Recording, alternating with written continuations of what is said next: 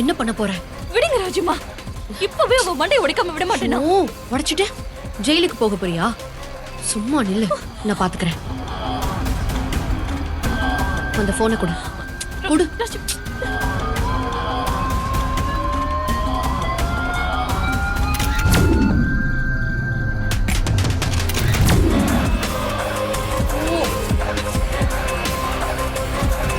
ஏன் ராஜுமா, ஒரு தடவை பார்க்கவே கடுப்பா இருக்கு.